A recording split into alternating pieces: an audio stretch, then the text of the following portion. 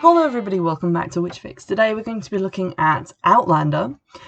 Just to ease any confusion, this is about the novel, but I will be talking about the TV show a little bit, by Diana Gabaldon. It is the first in the Outlander series of novels, which I think is currently up to like 9, with 9 being still in progress. I have only read the first 3, I think, and we'll come around to that in a minute. But I thought it was time to include these on the podcast because I mean, they're super interesting, and I think if you're interested in historical fiction that contains elements of witchcraft, then these are going to really kind of scratch that itch for you, so we'll get into it now. So the general premise of Outlander, the first novel, and Outlander as a series as a whole, is that a lady named Claire, who is a battlefield nurse in the war, that is, the Second World War, meets up with her husband, Roger, who she's been estranged from for a while because obviously there was a war on and they were off doing drastically different things. They go to have a second honeymoon in Scotland, which is where Roger's family originates from. And while they're there, they're sort of tentatively trying to get to know each other again. And then accidentally, Claire walks through a magic circle of stones and is transported back in time. She goes from 1946 to 1743 and doesn't have a very good time. So she lands there. She's initially incredibly confused, as she would be, and inappropriately dressed. But she happens upon a band of Highlanders who are fighting the English for control over Scotland. I don't know a huge amount about the history, and to be honest, there was a lot of it in the novels, so I'm just trying to get the basics down for you. But they assume that she is some sort of British spy, and they take her back to their castle, where she ingratiates herself as a healer, because obviously she's been a battlefield nurse. She knows a lot about, caring for people's injuries, wounds, and sicknesses without having the full gamut of modern medicine at her disposal. So she's good in a crisis, is Claire, which is good because she's got a lot of them coming. When they've kind of gotten over their suspicions of her being an English spy, even though obviously she can't tell them the truth about where she's from, they decide that they don't want her to be taken away by the English, who have shown an interest in getting her back for them, thinking that she's been, I guess, captured by the Scots. Chiefly a guy who is a relation in the far distant past to her current husband, Roger, who is a dick. So, in order to prevent her being taken away, they marry her off to a random handy-dandy Scotsman called Jamie, who is from, a slightly different clan, but connected to theirs, and they kind of want him saddled with her for various political reasons. So they have to get married, as you do. And thus begins one of the greatest love stories of all time, which is interrupted by a lot of time travel and war. Now, in the space of the first couple of books that I have read, because they are quite lengthy novels, each one is pushing about 600 pages. I'm starting to think that maybe she got paid by the word, but they are very long, but there is obviously a lot of history packed into them. But Claire and Jamie get together, they move to France for a bit, and there's a bit of a book that happens in France, and then they come back, and then Claire has to try and travel back to her own time because Culloden is about to happen, which is like a huge giant fuck off battle in which a lot of Scottish people are going to get slaughtered, and it's going to be really bad, and Jamie's probably going to die. So he basically forces her to go back to her present in order to escape that, and then she comes back to look for him later. So there's a lot of romance, there's a lot of sex, and there's a lot of kind of that Mills and Boon kind of stuff floating around. It is written really well, and there's obviously a lot of history and research that's gone into the books, and a lot of the history passed me by because I'm terrible with names, dates, and places, but it all feels very authentic and kind of cool. So you're probably asking yourself, where does the witches come in?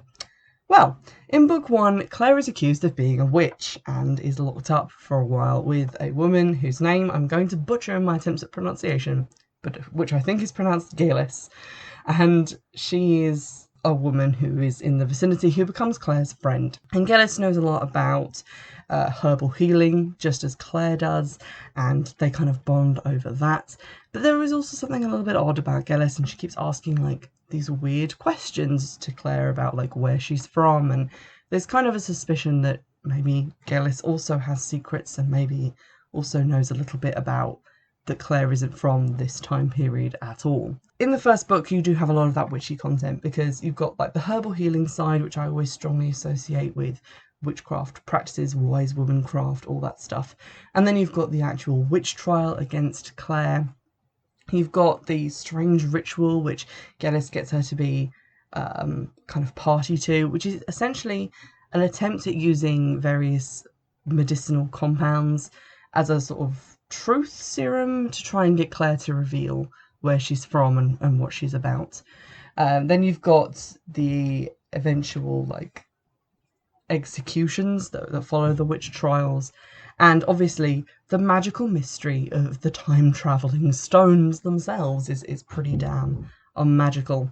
There's also like a sacred spring that if you drink the water from it and then try and lie, it's meant to kill you. And various tales about like fairy folk stealing babies left on the hillside and superstitions and things like that. So a lot of that is packed in. They also talk about Samhain and the solstices and things because that like affects the stones and time travel and all that stuff.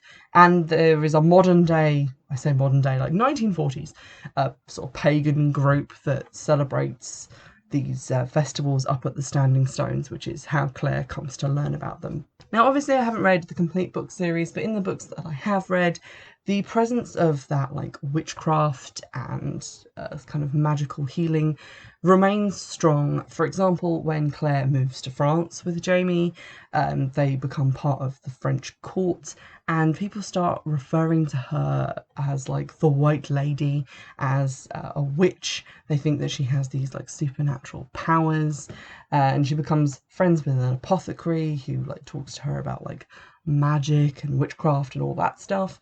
Then in a later book, they travel to kind of like the Caribbean, I guess, and like newly settled America. And they encounter a woman who is up in witchcraft and voodoo to her eyeballs and doing a lot of kind of rituals and sacrifices and things like that. I'm trying not to give too much away because, you know, spoilers. But yeah, that stuff's all in the books that I've read. So it seems like the elements of like witchcraft and magic are going to be woven through the rest of the series as well. Now, obviously, this was adapted into a TV show for Stars, which my mum watches. I haven't seen that much of it because I didn't want spoilers for the books as I read them, but I've seen a couple of episodes here and there, and it does seem like they follow the books pretty darn closely. Obviously, they've had to cut some stuff out for time because, as I mentioned, these books are thick. So yeah, they've removed a couple of little details, but for the most part, they are pretty much well adapted for the TV show. So if you don't have the time to read like a massive thick novel, go and watch the TV series because it's basically the same thing.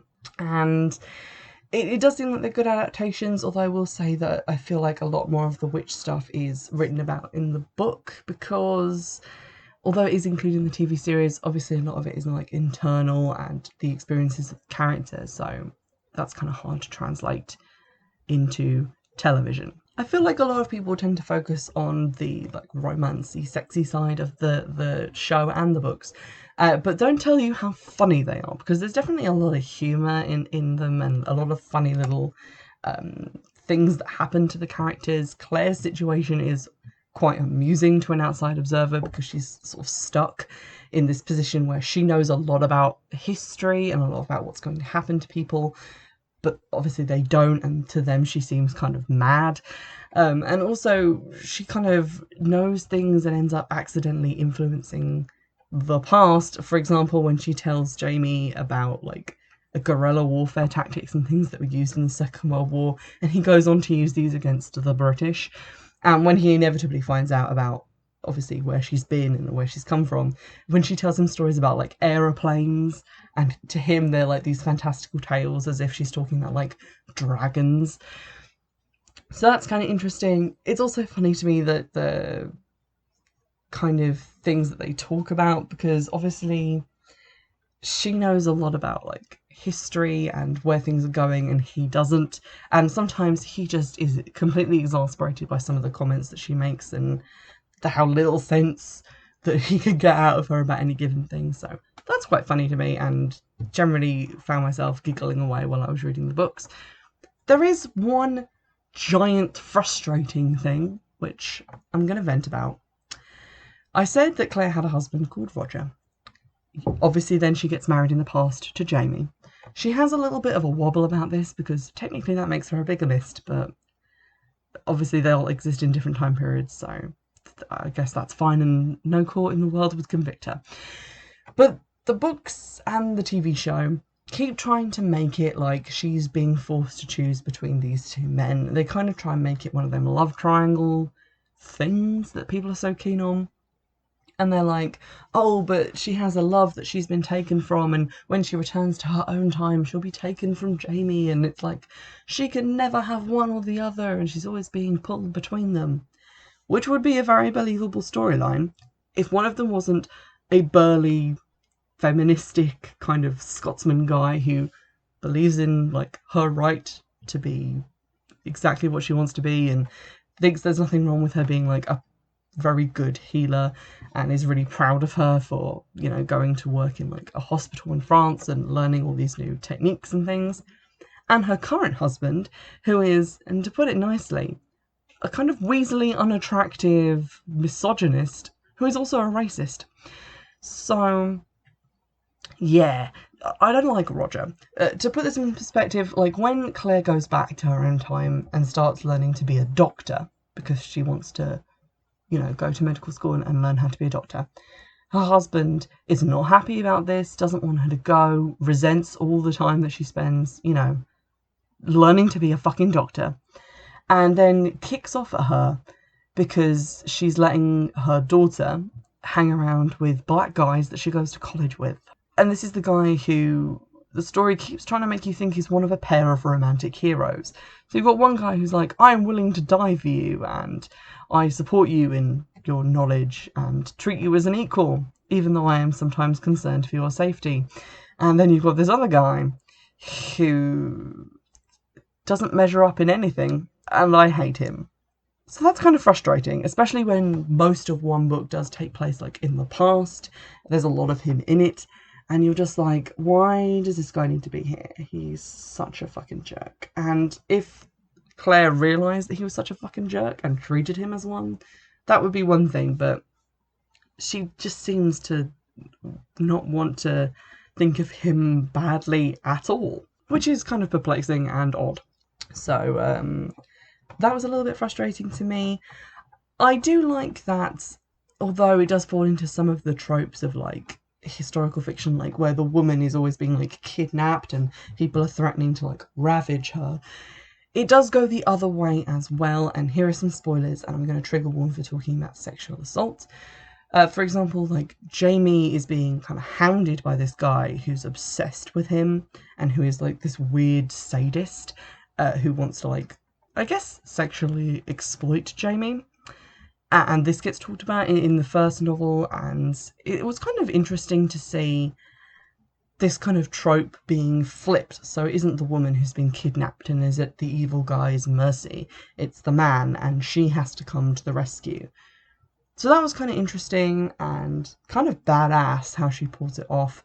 And it's really probably one of my favourite moments in the books because it shows her, like, ingenuity and her complete unwillingness to be talked out of even, like, a completely suicidal plan.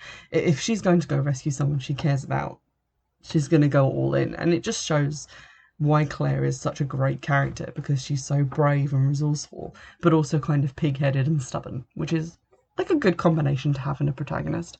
So overall, I think if you've been avoiding these because you kind of see it as, oh, you know, it's that romantic bodice ripper drama that my mum watches, and it's not something I'm interested in, go ahead and read the books, or, you know, even give a couple of episodes of the show a chance, because it does have quite a thick vein of kind of the esoteric, the witchy, that sort of general feel of things going through it.